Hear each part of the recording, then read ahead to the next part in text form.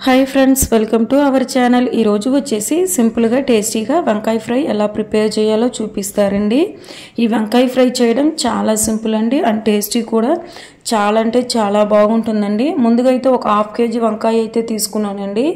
ఈ వంకాయని గాడంతా కూడా తీసేసి మరి పెద్దవి కాకుండా మరి చిన్నవి కూడా కాకుండా ఈ విధంగా మీడియం సైజ్ గా అయితే ఉండే వంకాయ మొత్తం కూడా బాగా కట్ చేసుకొని అయితే తీసుకున్నానండి। చూశారు కదండి ఈ విధంగా కట్ చేసి తీసుకునే వంకాయ అన్ని కూడా వాటర్ లో అయితే వేసుకొని ఒక 1 టేబుల్ స్పూన్ పాటు కల్లుప్పు వేసి పక్కన ఉంచండి। ఈ విధంగా ఉంచడం వల్ల వంకాయ అనేది కరుసు బారకుండా ఉంటుందండి। ఇప్పుడు పాన్ లోకి ఒక 2 టేబుల్ స్పూన్ పాటు ఏరుశనగ పప్పు అయితే వేసుకొని బాగా లో ఫ్లేమ్ లో అయితే పెట్టుకొని ఫ్రై చేయండి, లేకపోతే మాడిపోతుందండి। ఈ ఏరుశనగ పప్పుని బాగా లైట్ గా ఫ్రై అయిన తర్వాత తొక్కంతా కూడా తీసుకొని పక్కన ఉంచండి। ఇప్పుడు ఒక పాన్ లోకి తగినంత ఆయిల్ వేసుకొని ఒక హాఫ్ టేబుల్ స్పూన్ జీలకర్ర హాఫ్ టేబుల్ స్పూన్ ఆవాలు వేసుకొని ఈ ఆవాలు జీలకర్ర రెండు కూడా బాగా ఫ్రై అయిన తర్వాత ఒక 5 to 6 దాకా వెల్లుల్లి రబ్బలు అయితే దంచుకొని అయితే వేసుకున్నానండి। ఈ వెల్లుల్లి రబ్బలు అనేది బాగా పచ్చివాసన పోయేంత వరకు ఫ్రై అయిన తర్వాత ఒక 2 రెమ్మల కరివేపాకు కూడా వేసుకొని బాగా లైట్ గోల్డెన్ బ్రౌనిష్ వచ్చేంత వరకు కూడా ఇవన్నీ కూడా బాగా ఫ్రై అయితే చేసేయాలండి।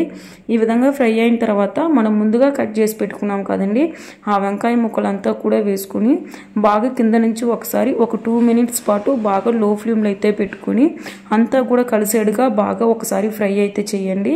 ఈ విధంగా ఫ్రై అయ్యేటప్పుడు మీకు వంకాయ ఫ్రైలకి సరిపోయేంత సాల్ట్ సరిపోయేంత పసుపు కూడా వేసేసుకొని ఇవన్నీ కూడా పసుపు సాల్ట్ అనేది వంకాయకి పట్టేడుగా మొత్తం కూడా లో ఫ్లేమ్ లో అయితే పెట్టుకొని బాగా ఫ్రై అయితే చేయండి।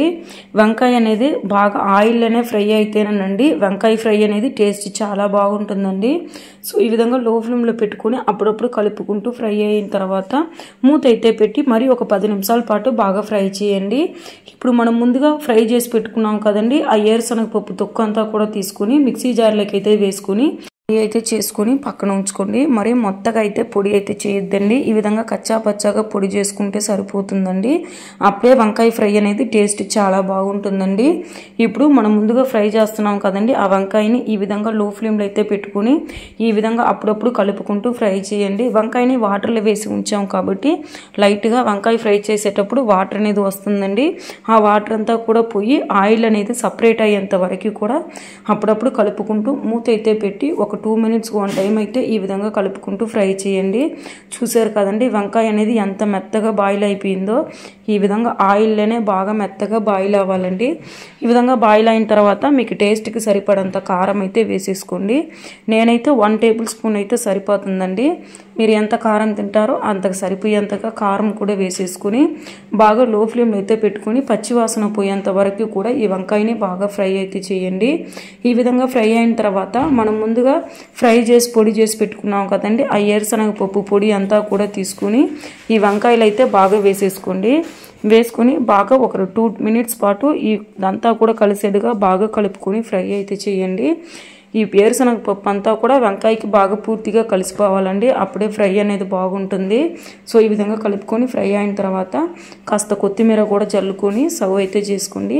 టేస్ట్ అయితే చాలా బాగుంటుందండి, ఏ రైస్లకైనా కూడా అండి కాంబినేషన్గా చాలా అంటే చాలా బాగుంటుందండి। సో తప్పకుండా ఒకసారి ఈ విధంగా ట్రై చేసి చూడండి, ట్రై చేసి ఎలా వచ్చిందో కామెంట్ సెక్షన్లో కామెంట్ కూడా చేసేయండి। మరి నా వీడియో కనుక ఫస్ట్ టైం చూసినట్లయితే తప్పకుండా లైక్ చేయండి, షేర్ చేయండి, సబ్స్క్రైబ్ చేయడం మాత్రం మర్చిపోవద్దండి। Bye bye.